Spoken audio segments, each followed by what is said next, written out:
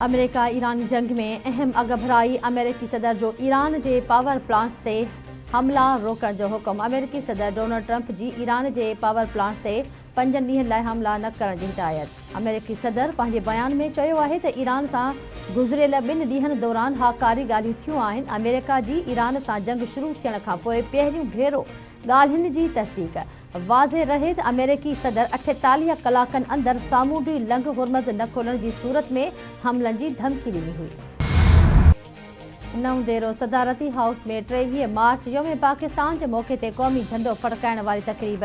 सदर आसिफ अली ज़रदारी में पाकिस्तान की तक़रीब दौरान क़ौमी झंडो फड़कायो। पाकिस्तान पीपल्स पार्टी के चेयरमैन बिलावल भुट्टो ज़रदारी और फरियाल टालपुर की शिरकत। वफ़ाक़ी घर वज़ीर मोहसिन नकवी, मोहम्मद औरंगज़ेब और अली परवेज़ मलिक तक़रीब में शरीक। सिंध पुलिस के चुस्त दस्ते सलामी पेश कई।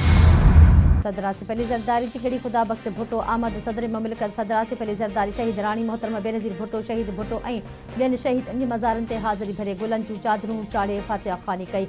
साण सफ़ेती चेयरमैन बिलावल भुट्टो ज़रदारी भी गॾु हुयो। सदर आसिफ अली ज़रदारी जी आमद खां अॻु मज़ार खे आम माण्हुनि खां ख़ाली कराए वियो। सिक्योरिटी जा इंतज़ाम सख़्त कया विया।